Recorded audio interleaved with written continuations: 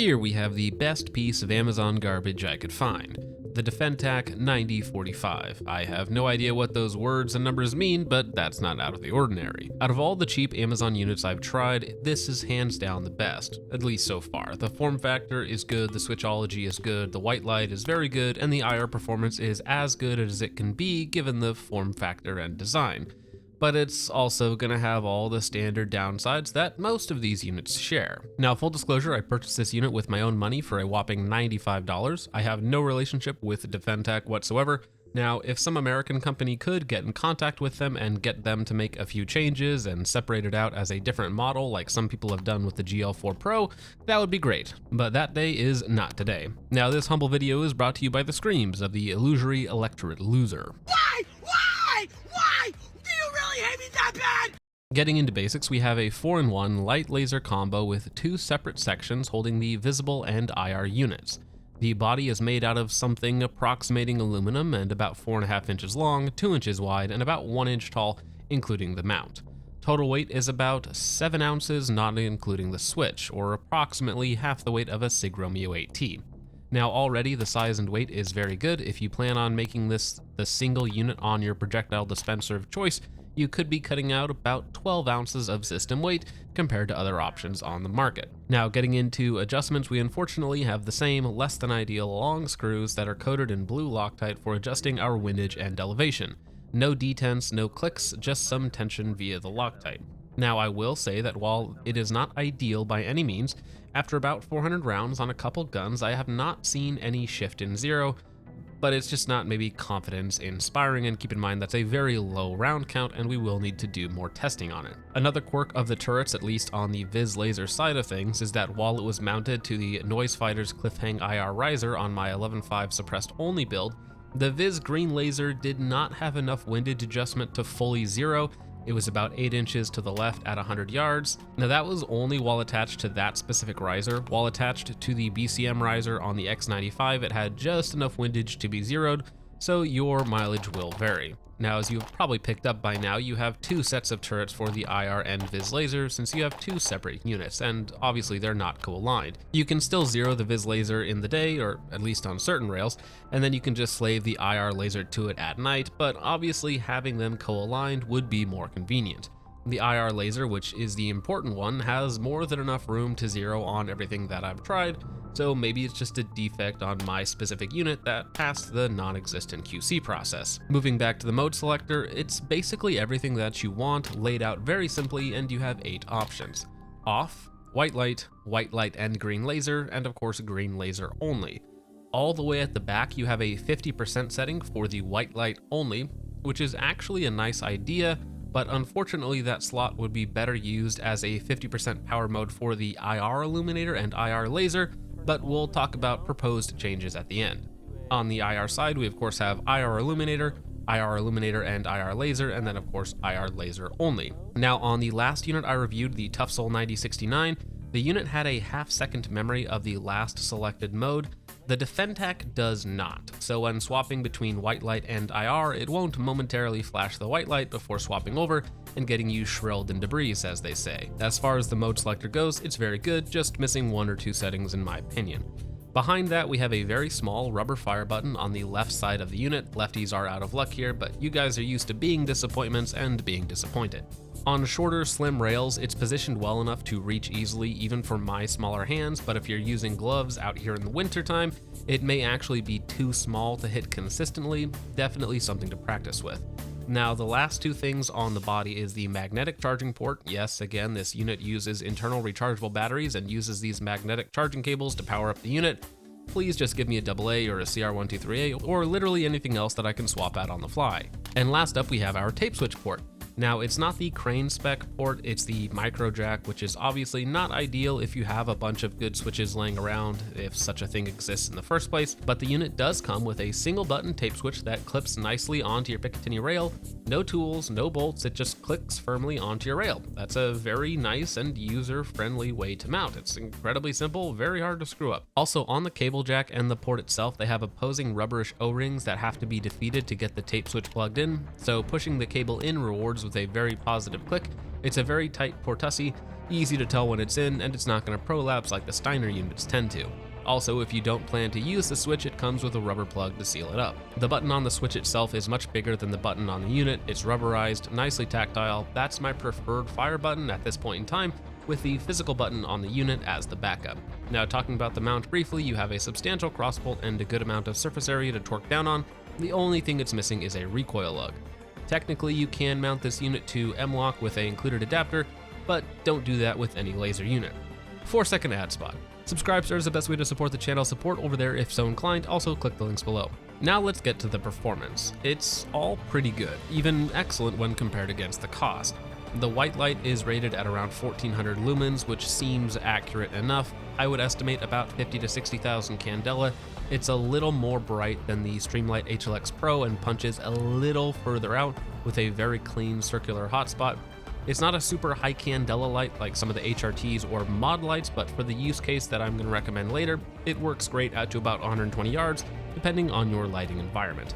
The Viz laser, when it's zeroable, is slightly more powerful than what is strictly civilian legal, but since it's not co-aligned with the IR laser, it doesn't really matter much and should probably just be omitted. No laser. And that is pretty damn good. Pretty good. Moving on to the IR side of things, the illuminator is essentially a carbon copy of the white light. Lots of light with a relatively good hotspot. It's not so overpowered that it engages your night vision's auto-gating in most scenarios, but it is still very bright. Keep in mind the footage that you're watching now is filmed through a Blem AGM2 Plus white phos unit using a GoPro with a 3D printed adapter. GoPros don't handle low light or dynamic lighting scenarios very well, so it performs better in reality than what you're seeing here, and if you have a really high FOM unit, you're going to have a much better time. Even so, it will easily illuminate targets out to 150 yards. It gives you a lot of information for the shooter. Now, of course, that additional flood comes at the downside that unfocused beam will be a beacon to everyone in a mile-plus radius on a two-way range. Another downside of the very powerful unfocused IR illuminator is that when you're shooting on cover, barricades, vehicles, thick brush, trees, etc., you get a lot of that light coming back into your goggles and most likely crushing the gate on your tubes. The output is high, but a lot of that light isn't going to make it on the target, it's going to go everywhere around that. This is why earlier I wish they had a 50% setting for the illuminator when you don't need the full beam for tighter environments. Now, most of the time I've used the Defentac 9045, I've had it mounted back on a riser attached to the receiver itself, both the Cliffhang IR riser and the new BCM risers, which are much better, but we'll talk about that later. The IR illuminator, while floody, isn't too floody that it's causing issues mounted that far back. There is some spill on the rail and suppressor, but it's still very usable and again doesn't crush the tubes. Now, comparing it to the civilian legal at PLC, the cucked unit is kind of pathetic. It does have a cleaner, tighter beam with the Villain Weapon Systems diffuser, but the power is so anemic that it's kind of wasted. Again, the only benefit is going to be you're not going to get any of that spill coming back on you or at cover. It's going to dump most of that energy on target, but of course, if you're trying to find a target, it's really not very good for that at all. Now, the Somo Gear full power unit definitely has the power and the focus, but the body is made out of silly putty, so don't buy that either. Now onto the IR laser. While again, I don't like the turrets, it did hold 0 in a couple different 5.56 setups. The laser itself is overpowered. Keep in mind that the subpar glass on the AGM unit, but it does flare out and halo more than it should. Even so, if they dropped the power by say 10 to 20%, you would have a much cleaner laser for more precise behavioral modification. I think the companies pumping these out just think the bigger power number the better, but oftentimes that's just not the case, especially with the next unit on the list. Now, as you can see in the footage, the IR illuminator and IR laser do have a small downrange signature with that faint red glow. I don't think that's much of a issue realistically. If you are pushing the buttons in an offensive or defensive scenario, things are about to be very flashy and very loud regardless of the tiny glow that's on for a second or two at most. So let's talk about it as a whole. The pros are simple. It has a good form factor, good white light. The IR illuminator is very good for a flood style illuminator, and the laser, while overly bright, did hold 0 and is effective. The included switch is nice enough. The mode selector works and has most of what you want. The cons are There's no QC on these Amazon specials. I legitimately have no idea if the unit you buy will be as good or worse than my sample size of one. And for that reason alone, I don't recommend the unit as anything other than a testing or silly purchase. If an American company could bring 1,000 of these in, pot them, make a few changes, QC them, that's a different story. Also on the list of cons, again, the internal battery that has to be charged with their charging cable. Please stop that. The turrets are definitely not good enough and need to be improved, and the fire button on the unit itself isn't great. Now for my internetard screams at the void section. What should be changed on the unit? The white light is fine, don't touch that, but if we could actually get rid of the Viz laser entirely since it's not co-aligned, removing that and the turrets would probably save an ounce or more off the total weight and free up some spaces on the mode selector. Speaking of the mode selector, I would like to see 2 more power settings on the IR illuminator and IR laser, 30%, 70%, and then of course the full bore on the thing. But on the very top end, the laser would still be 10 to 20% lower than it currently is, so again, it's much cleaner looking.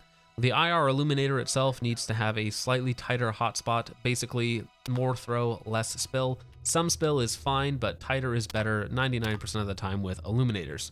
Moving back, get rid of the internal battery and give me a CR123A or 18650. On the plug itself, swap that over to a crane spec port, but leave the tape switch button alone. I think that does a really good job, especially for the money.